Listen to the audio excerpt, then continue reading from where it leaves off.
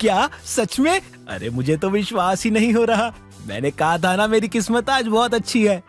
भाई सच में मुझे भी शेयर मार्केट में ना पैसे लगाने चाहिए थे। मैं चूक कैसे गया यार। लेकिन तूने 25 लगाए ना, 1 लाख का मुनाफा हुआ है। आज तो भाभी बहुत खुश हो जाएगी।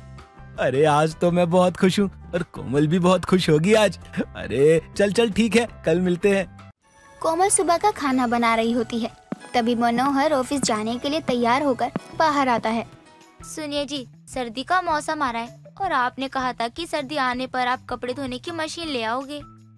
क्यों पैसा पैसा करती है, क्यों पैसे पे तू मरती है? क्या मतलब है आपका कि मैं पैसों पर मरती हूँ? मैं तो बस आपको आपकी बातें याद दिला रही थी और आप है कि मुझे कह रहे हो कि मैं पैसों पर मरती हूँ। अरे भाग्यवान, आज मेरी किस्मत चमकने वाली है, इसलिए मेरे मुंह से ऐसे ऐसे गाने निकल रहे हैं। क्यों जी, आपका बॉस आपके नाम अपना ऑफिस करने वाला है क्या? अरे वो कंजूस तो 1 रुपया ज्यादा ना दे, लेकिन मैंने कल ही अपना हाथ एक बाबा से दिखाया था, तो वो कह रहा था कि आज मेरे पास अच्छा खासा पैसा आने वाला है। और मेरे दोस्त लोग कहते हैं वो बाबा जो कहते हैं वो बात 100% सही हो जाती है। ये लीजिए आपका लंच और सारा खाना खा लीजिएगा। तुम खुश नहीं हो? देखो मैं कितना खुश हूँ। जिस दिन पछताओगे ना, उस दिन आपको पता चलेगा। वैसे तो अभी मैं आपको कुछ भी नहीं कह रही हूँ, ताकि आपका मूड खराब ना हो जाए। अरे ठीक है, जब मैं शाम को पैसे लेकर आऊंगा ना, तो तुम्हें भी बड़ी खुशी होगी। इतना कहकर मनोहर अपना बैग लेता है और ऑफिस के लिए निकल पड़ता है। हे प्रभु, इन्हें बुद्धि दो, ना जाने किसी की भी बात मानकर बैठ जाते हैं।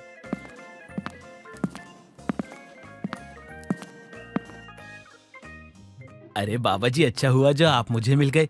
चलो अब आप मेरा हाथ देखकर बताइए कि कल जो आपने मुझे धन योग बताया था वो आज भी है या नहीं। अब वो बाबा भी मनोहर का हाथ देखता है। अरे ये क्या बच्चा, तुम्हारे हाथ में तो माँ लक्ष्मी का वास है। अरे सच कह रहे हैं बाबा आप। आज तो मैं शेयर मार्केट में पैसा लगा कर ही रहूंगा। आज मैं बहुत खुश हूँ बाबा। ये लो 500 रुपए रखो आप। अरे बच्चा, ये तो मेरे लिए बहुत है, इसमें से तुम भी कुछ खा लो। अभी चलता हूँ बाबा, कल फिर आऊंगा, आप चिंता मत करो। अगर आज मुझे अच्छा पैसा आता है तो कल मैं आपको इससे भी अच्छी दक्षिणा दूंगा।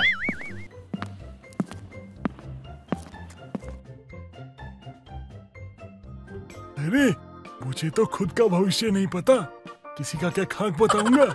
मुझे तो पता ही नहीं इसका कैसे सच हो गया। हो गया तो हो गया, मुझे क्या, मुझे तो पैसे मिल गए, मेरा इंतजाम हो गया। अब मनोहर अपने ऑफिस पहुंचता है और अपने दोस्त को अपने बैंक के 25,000 रुपए शेयर मार्केट में लगाने को कहता है। अरे तेरे फोन पर मैंने 25,000 भेजे हैं, चल जल्दी से इसे शेयर मार्केट पर लगा दे। और हाँ, आज मेरी किस्मत बहुत अच्छी है, मुझे ये सब सुनाने की जरूरत नहीं है कि आज मार्केट डाउन है, ये है वो है, समझा? मनोहर अपने कामों में लग जाता है। तभी उसका दोस्त उसके पास आता है और मनोहर के कान में कुछ कहता है। क्या सच में? अरे मुझे तो विश्वास ही नहीं हो रहा। मैंने कहा था ना मेरी किस्मत आज बहुत अच्छी है। भाई सच में मुझे भी शेयर मार्केट में ना पैसे लगाने चाहिए थे। मैं चूक कैसे गया यार। लेकिन तूने 25 लगाए ना, 1 लाख का मुनाफा हुआ है। आज तो भाभी बहुत खुश हो जाएगी। अरे आज तो मैं बहुत खुश हूँ और कोमल भी बहुत खुश होगी आज। अरे चल चल ठीक है, कल मिलते हैं। अब मनोहर घर पहुंचता है अपनी पत्नी के लिए वॉशिंग मशीन लेकर, जिसे देखकर कोमल मनोहर को कहती है, अरे ये आप कहाँ से ले आए? मैंने तो आपको बस याद दिलाया था, महीने की शुरुआत में आप ये ले आए हो। लेकिन आपने सोचा भी है आगे घर कैसे चलेगा? अरे अब तुम्हें चिंता करने की जरूरत नहीं है, मैंने तुम्हें कहा था ना आज मेरे हाथों पर पैसे आने वाले हैं। देखो देखो ढेरों पैसे आए हैं। लेकिन कैसे? कहीं आपने फिर से शेयर मार्केट में अपनी किस्मत तो नहीं आजमाई ना? अगर ऐसा है तो मुझे नहीं चाहिए पैसे। अरे तुम गुस्सा क्यों हो रही हो? मैंने इसमें बहुत सोच समझकर पैसे लगाए हैं और मैंने पहले अपना हाथ बाबा जी को भी दिखाया था। नहीं नहीं, ये सब फिर एक बार और नहीं। आपको पता है ना हमने शेयर मार्केट के लिए कितने कर्ज लिए थे और फिर सब कुछ बर्बाद हो गया और अब मैं और बर्बादी नहीं सहना चाहती हूँ। लेकिन मैंने कहा तो मैं सोच समझकर ये सब कर रहा हूँ और थोड़े बहुत पैसे लगाऊंगा, तुम्हारे सर की कसम।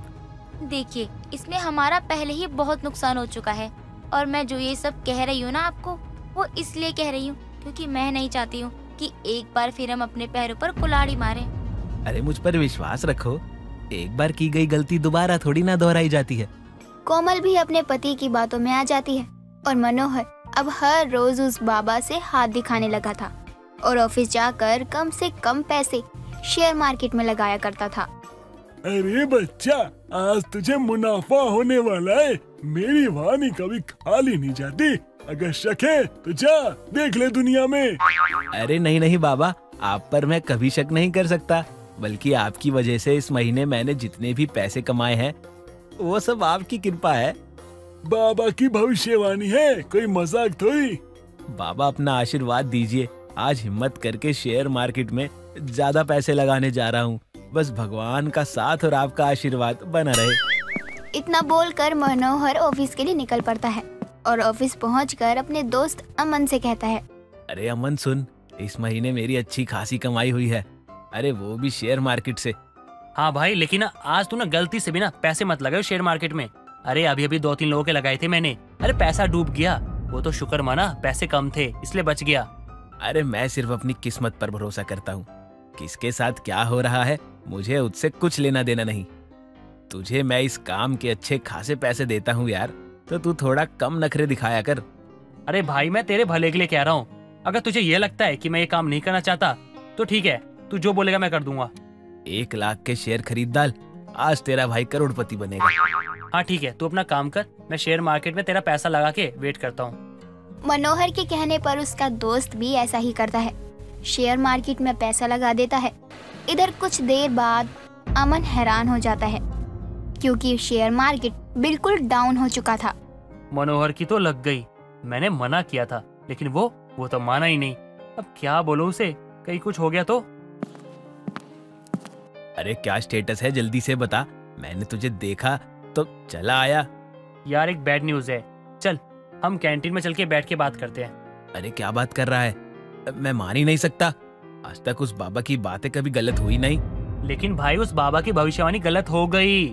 बस तू सुनने के लिए ना अपने दिल को ना मजबूत कर। अरे यार तू ये कैसी बातें कर रहा है, तू मेरे साथ मजाक कर रहा है ना। बोल यार अमन, मुझे घबराहट हो रही है। देख भाई, तू खुद को संभाल ले, तेरा पूरा पैसा डूब चुका है। मैंने तुझे पहले ही मना किया था।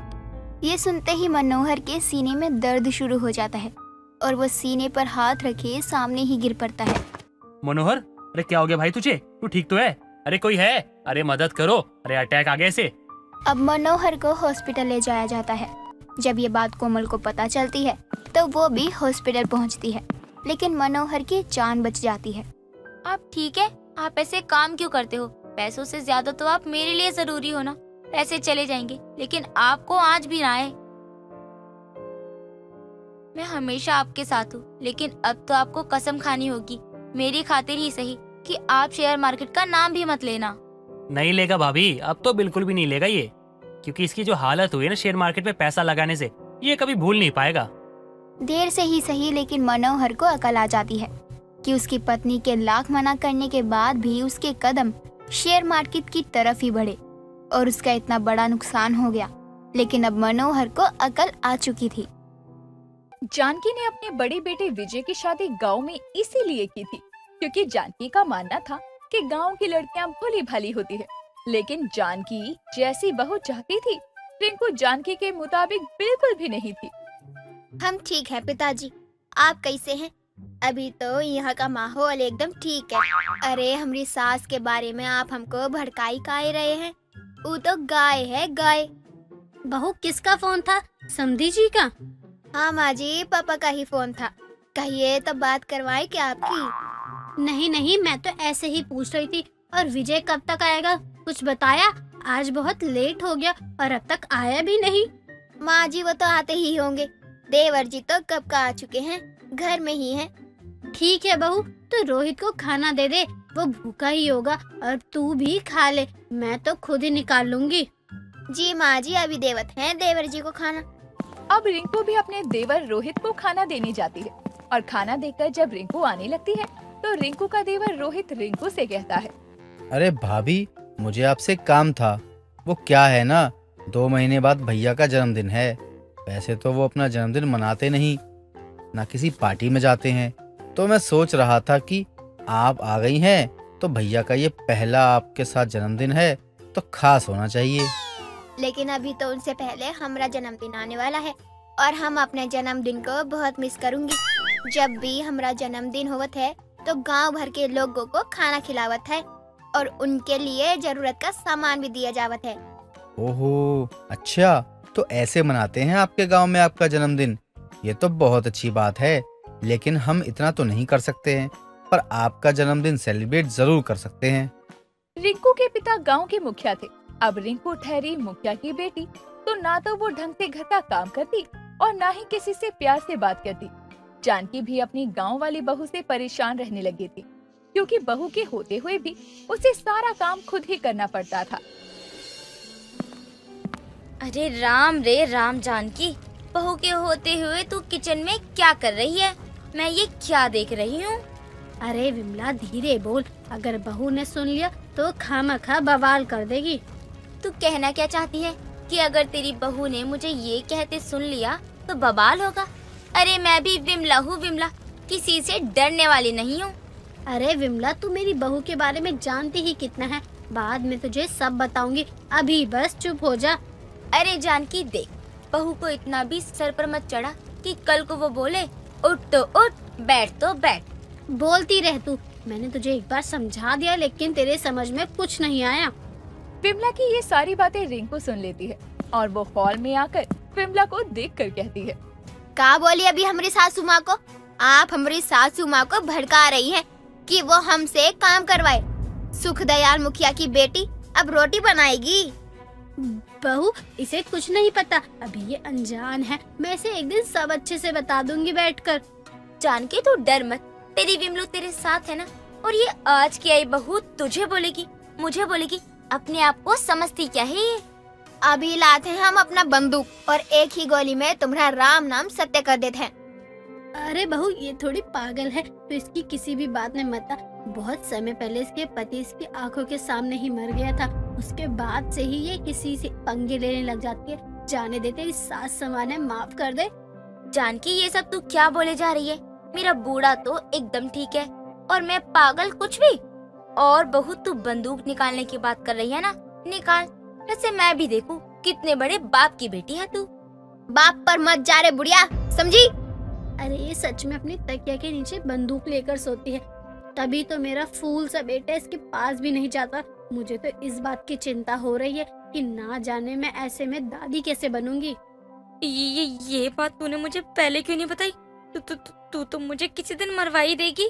विमला को जब ये पता चलता है कि जानकी की बहू सीधी साधी जरूर दिखती है, लेकिन वो वैसी है नहीं, तो वो भी जानकी के घर आना जाना कम कर देती है। वहीं दूसरी तरफ रोहित अपनी भाभी के जन्मदिन की तैयारियां कर रहा था, जिससे रिंकू अनजान थी। लेकिन एक रोज रोहित अपनी माँ जानकी से कहता है, माँ वो क्या है ना, कल भाभी का जन्मदिन है और मैं सोच रहा हूँ कि हम भाभी का जन्मदिन अच्छे से सेलिब्रेट करें। अरे जन्मदिन मनाना ही है तो शांति से मना लो, घर में एक केक काट कर। मुझे ज्यादा तामझाम नहीं चाहिए, बस मैं इतना ही कहूँगी। माँ लेकिन भाभी भी तो अपना जन्मदिन मिस कर रही होंगी ना। तो मैंने कब कहा कि मैं तुझे जन्मदिन मनाने नहीं दे रही? बस मुझे शांति चाहिए, बाकी तुम लोग घर में कुछ भी करो, और तू तो बहू को जानता है। अच्छा ठीक है, हम आराम से मना लेंगे जन्मदिन, अब तो खुश। अब अगले दिन ही रोहित अपनी भाभी के लिए केक लेकर आता है और रात के करीब 12 बजे अपनी भाभी के कमरे में पहुंचता है और जोर जोर से हैप्पी बर्थडे बोलकर अपनी भाभी रिंकू को विश करने लगता है। हैप्पी बर्थडे डियर भाभी, हैप्पी बर्थडे टू यू। कौन है? कौन है? सामने आओ। अरे देवर जी, आप अभी तो हम आपको गोली ही दाग देते, आप भी का रात में डरा रहे हैं हमको। भाभी मैं तो आपको जन्मदिन की बधाई देने आया था, अब तो आप बंदूक नीचे कर दीजिए। अरे बुड़बक, अब आप हमका ऐसे डराओगे? अगर हम आप पर एक गोली दाग दिए होते तो अभी आपका टाई टाई फिश हो गया होता। जी भाभी, ये आपका केक, अब केक काटें? आपका मुंह बता रहा है आप डर गए हो। ये सब छोड़ो, केक कट करो, आपको भी हम एक सरप्राइज देते हैं। जी भाभी, चलिए केक काटते हैं, वैसे भैया आज नहीं दिखाई दे रहे, उन्हें आज तो यहाँ होना चाहिए था। आपके भैया को तो हमारे पास आने में डर लगत है, तो ऊ का हमारा जन्मदिन बनाएंगे। भाभी सच कहूँ तो डर तो मुझे भी लगता है आपसे। रोहित का लाया हुआ केक काटने के बाद रिंकू अपनी अलमारी से एक बियर की बोतल निकालती है और रोहित को किचन से ग्लास लाने को कहती है। भाभी आज पहली बार मुझे बहुत खुशी हो रही है, क्योंकि बहुत दिनों के बाद मैं ये बियर पी रहा हूँ। भाभी आप ग्रेट हो, ग्रेट। देवर जी, हमको लगता है कि आपको कुछ ज्यादा ही चढ़ गया है। चलिए आज के लिए इतना ही काफी है, अपने कमरे में जाकर सो जाइए। अरे भाभी अभी नहीं, अभी तो भाभी जी के जन्मदिन की शुरुआत हुई है। अभी तो मैं 12 बजे तक आपके लिए यहीं पर उपस्थित हूँ। हमको तो लगा हमारा जन्मदिन सूखा सूखा जाएगा, लेकिन नहीं, जिसके पास ऐसा देवर हो उसका जन्मदिन रूखा सूखा कैसे जा सकता है। अब दोनों देवर भाभी घंटों बैठकर बातें करते हैं और बियर पीते हैं। लेकिन जब रिंकू को पूरी तरह से नशा चढ़ जाता है तो वो अपने तकिए के नीचे रखी हुई गन को निकालती है और अपने घर की बालकनी में पहुंचती है। रिंकू के पीछे पीछे रोहित भी था। आज रिंकू का जन्मदिन है, सुना मोहल्ले वालों, आज रिंकू का जन्मदिन है। अरे क्या बात है भाभी, आपने तो अपने जन्मदिन को और भी खास बना दिया। लीजिए देवर जी, आप भी एक दो गोली छोड़िए। नहीं नहीं भाभी, मुझे नहीं आता ये सब, मुझे डर लगता है इन सब से। ये सब तुम क्या कर रहे हो रोहित? ये गोलियां तू छोड़ रहा है और तूने पी रखी है। मैं भी माँ जी, मैंने भी पी रखी है और हम अपना जन्मदिन मना रहे हैं। बहू तू अंदर चल, और पूरा मोहल्ला देख रहा है तुझे। अगर किसी भी तरह का कोई ड्रामा हुआ तो मैं तुझे घर से निकाल दूंगी। अब अगली सुबह ही जानकी के घर पुलिस आती है और रोहित को पकड़कर ले जाती है, जिसके बाद जानकी अपनी बहू रिंकू पर बरस पड़ती है। बहू, तुझे मैंने मना किया था ना, ये शहर है तेरा गांव नहीं जो कुछ भी चलेगा। अब देख, रोहित को पुलिस ले गई जबकि गोलियां जश्न में तू चला रही थी।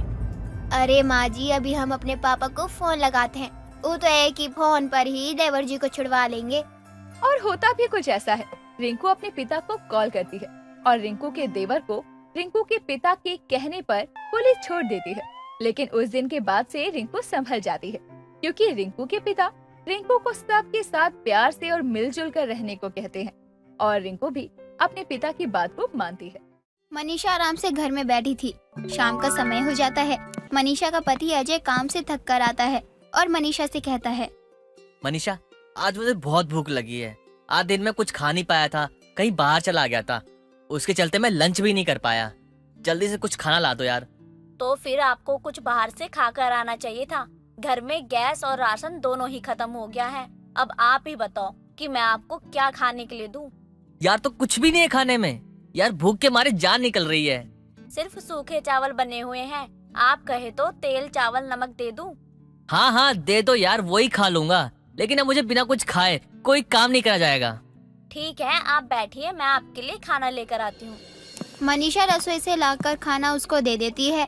अजय को काफी भूख लगी थी, इसलिए वो वही खाना खा लेता है और उसी समय राशन भरवाने के लिए चला भी जाता है। मनीषा को अपने ही पति के साथ ऐसा सलूक करते हुए जरा भी शर्म नहीं आती है। दिन बीतते हैं, तभी एक दिन मोहल्ले में एक साड़ी वाला साड़ी बेचने के लिए आता है।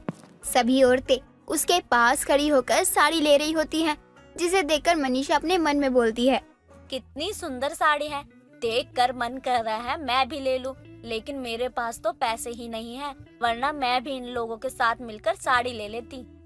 मनीषा का साड़ी लेने का तो बहुत मन था, लेकिन हाथ तंग थे, इसलिए वो नहीं ले रही थी। तभी वहाँ मनीषा की दोस्त कनिका आती है, जो कि काफी अमीर थी। कनिका मनीषा से कहती है, अगर साड़ी इतनी पसंद है कि उससे नजर ही नहीं हट रही तो ले क्यों नहीं लेती हो? मेरे पास पैसे नहीं है तो कहाँ से ले लूं? पैसे होते तो सोचने में इतना समय बर्बाद नहीं करती। मेरे रहते तुझे सोचने की जरूरत नहीं है, तू चल मेरे साथ और अभी ले ले।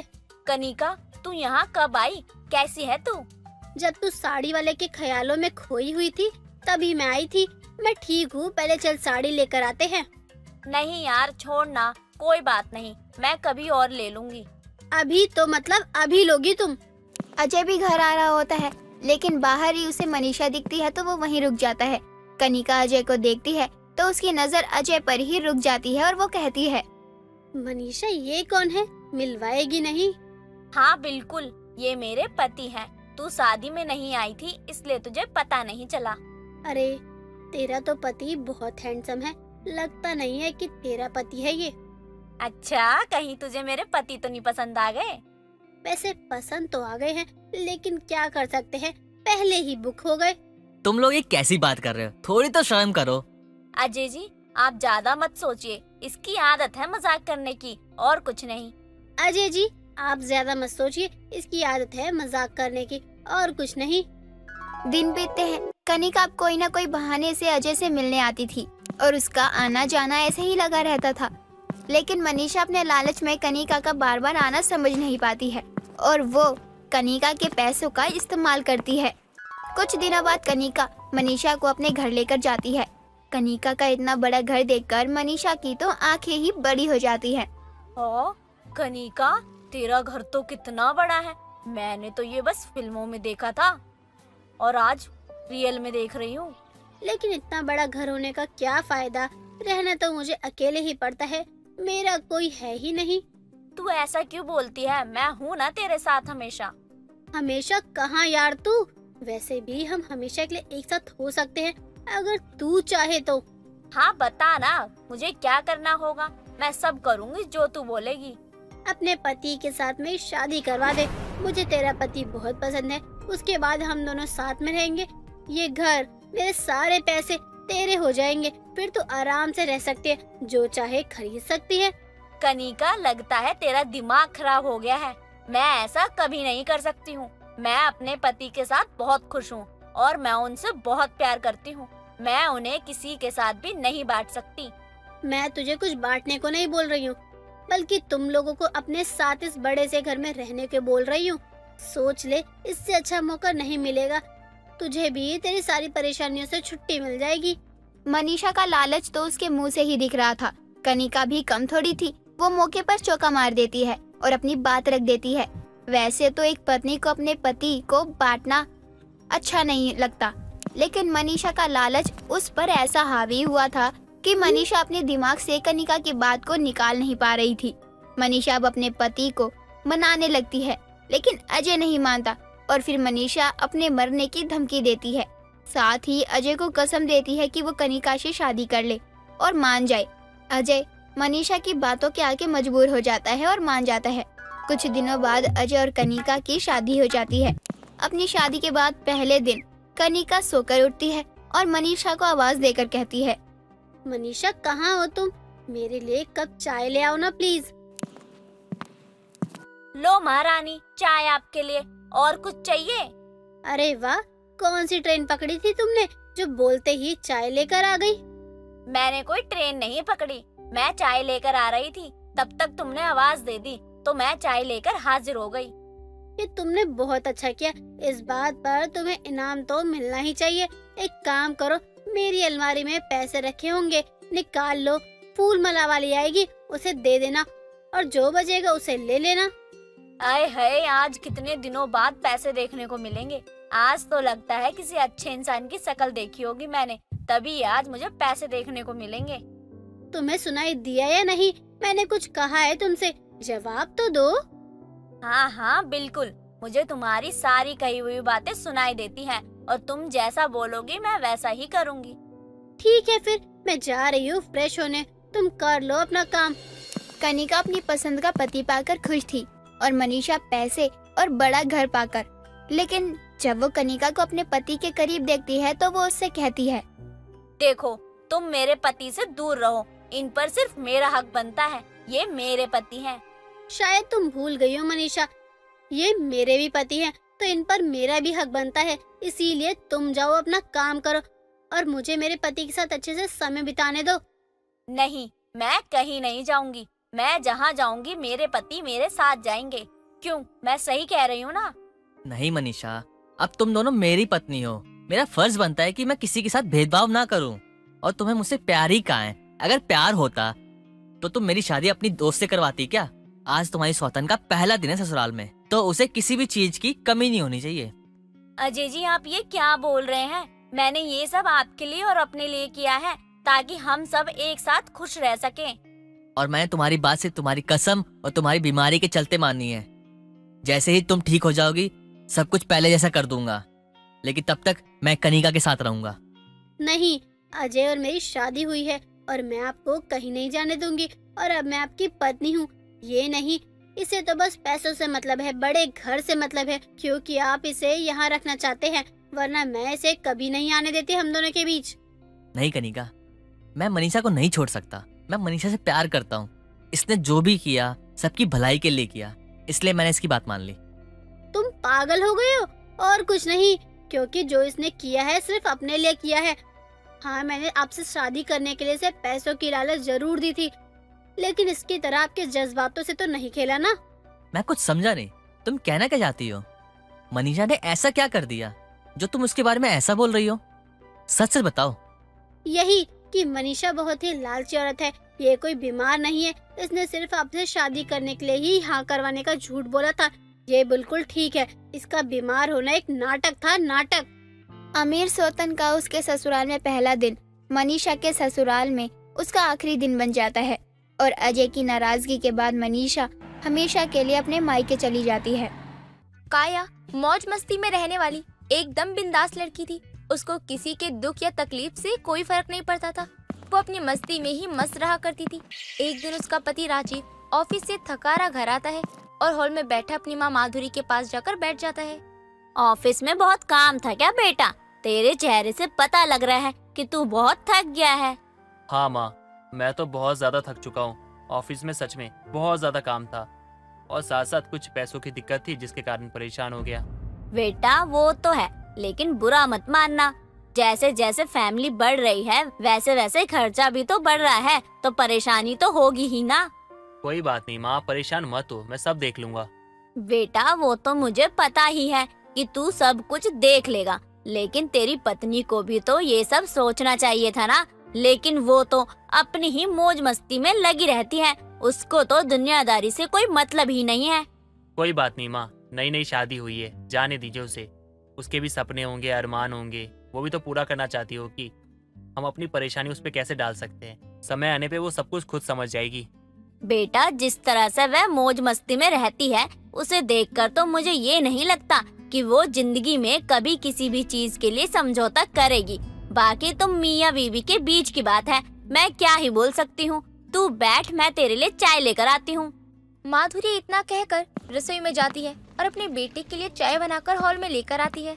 राजीव चाय पीकर अपने कमरे में जाता है, तभी काया उससे बोलती है, बेबी आ गए तुम? बताओ कैसा रहा आज का दिन तुम्हारा?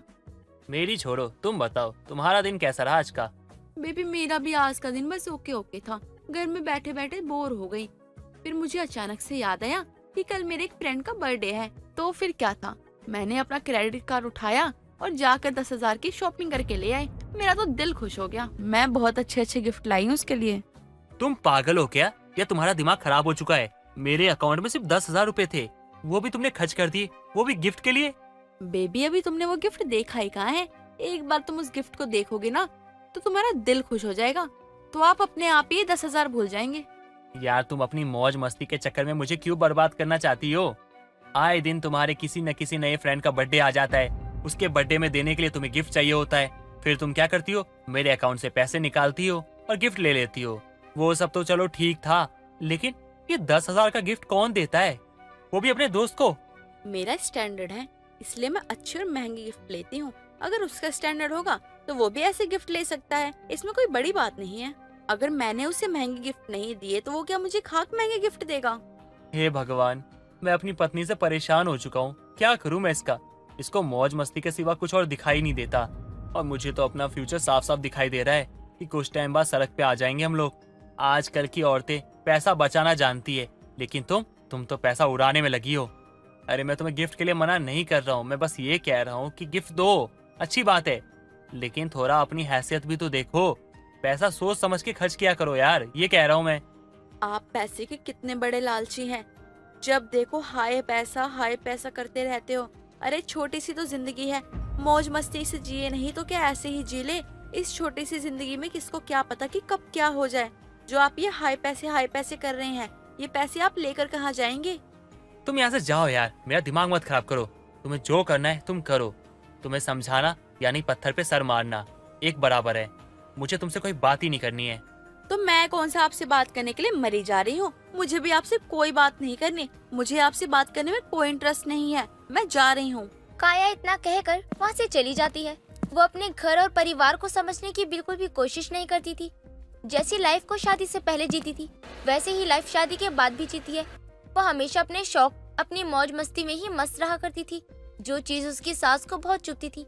लेकिन अपने बेटे के चलते वो अपनी बहू को कुछ भी नहीं कह पाती थी। उसकी मौज मस्ती में रोक टोक भी नहीं करती थी।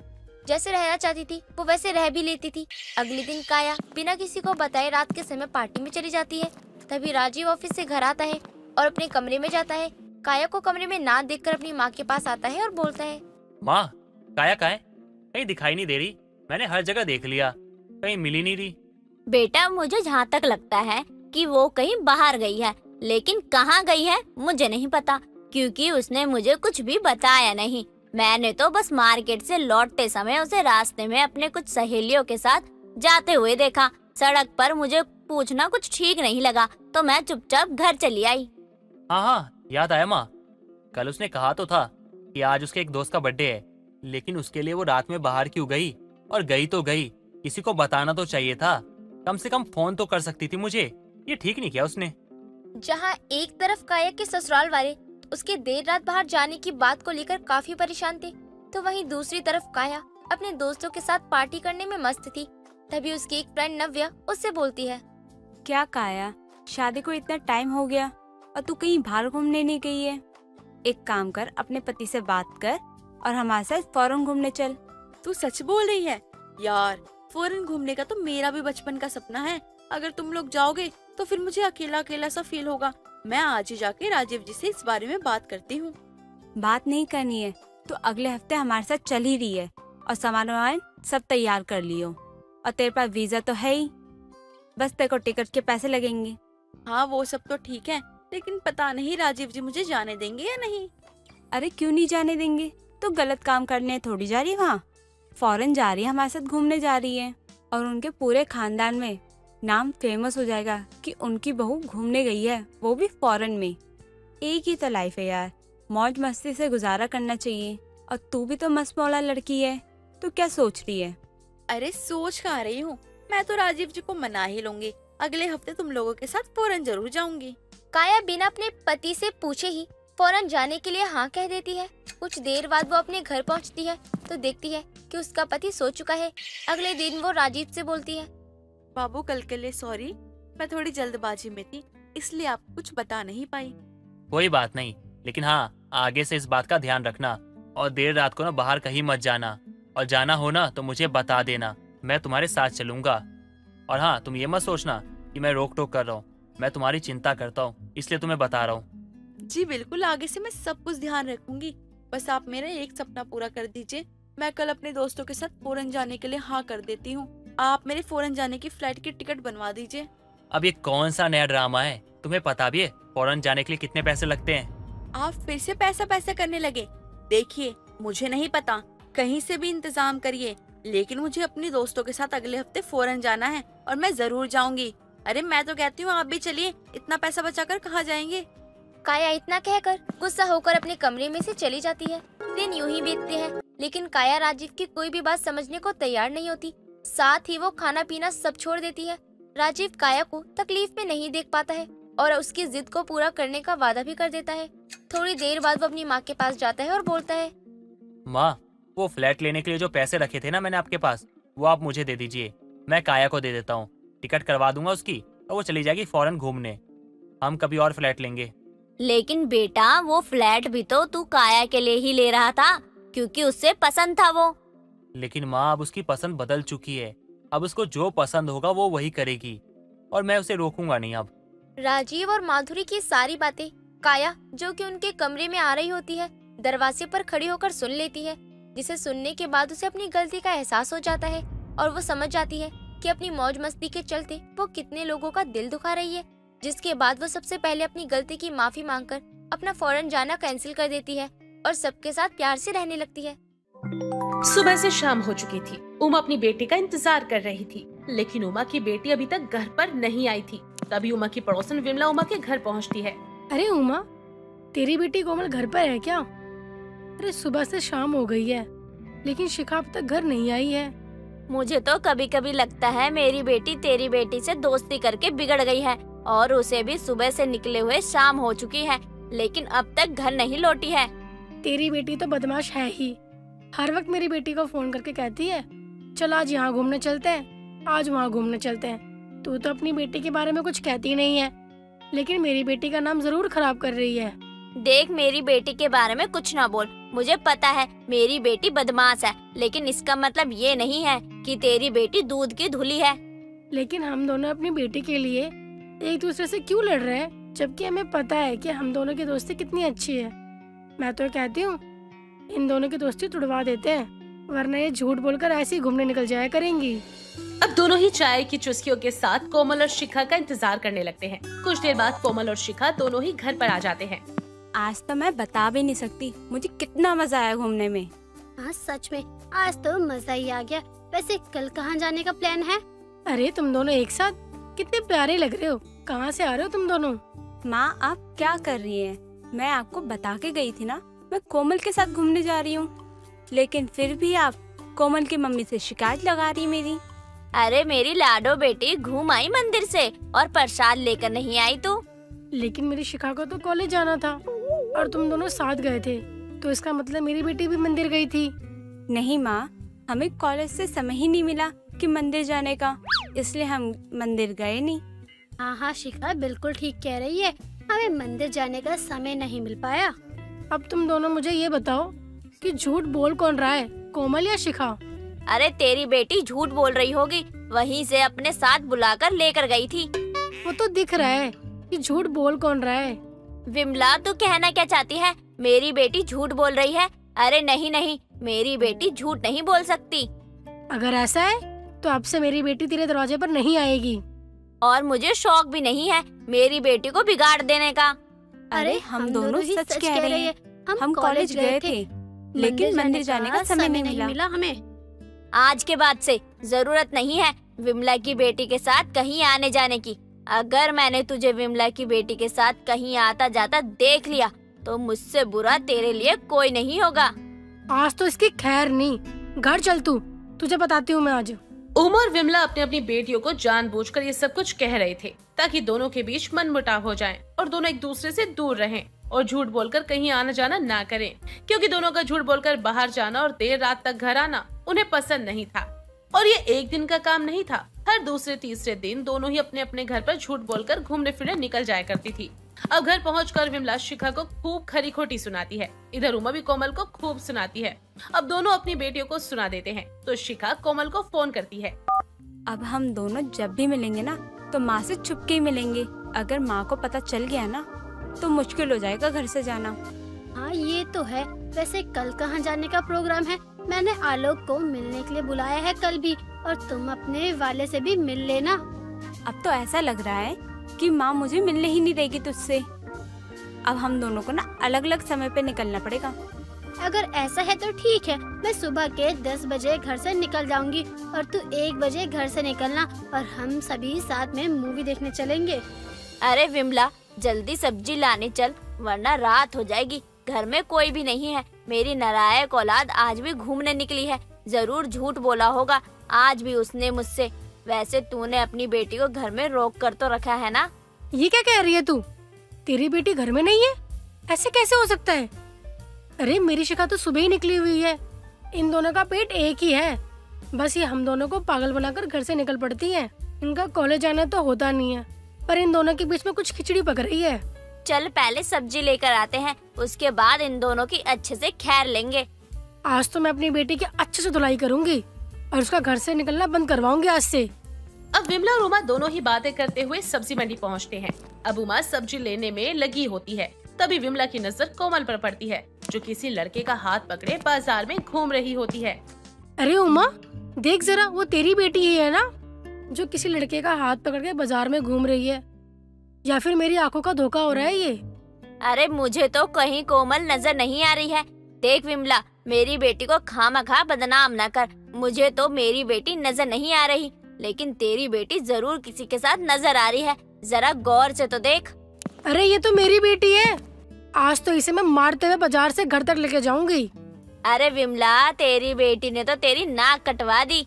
वही तो उमा, लेकिन एक मिनट, अब मुझे तेरी बेटी भी नजर आ रही है। जरा तू भी तो देख, तेरी और मेरी बेटी दोनों अलग अलग लड़कियों का हाथ पकड़े घूम रही हैं।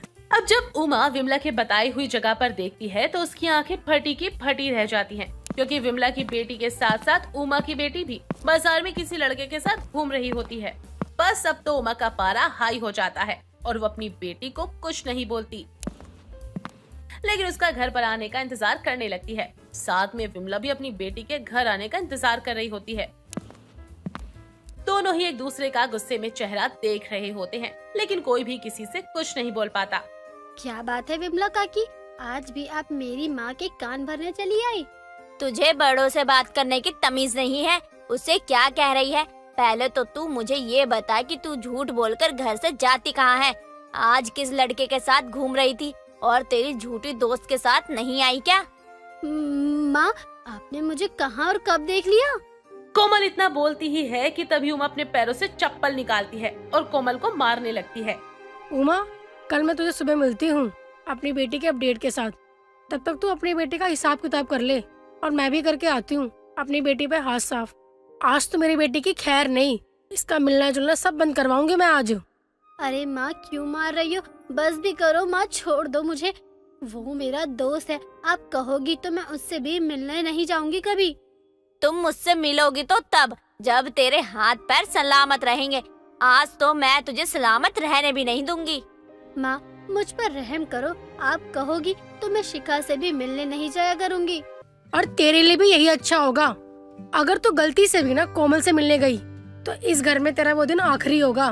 मैं चलते फिरते किसी भी आदमी से तेरी शादी कर दूंगी, चाहे वो कबाड़ वाला हो, शराबी हो या सब्जी वाला हो, समझी तू? अरे माँ, मुझे ना माफ कर दीजिए, अब मैं नहीं मिलूंगी कोमल से। दोनों ही झूठ बोलकर घर से बाहर घूमने तो जाया करते, लेकिन जब दोनों के झूठ का सच सामने आता है तो विमला और उमा दोनों की अच्छे से खैर खबर ले लेती हैं।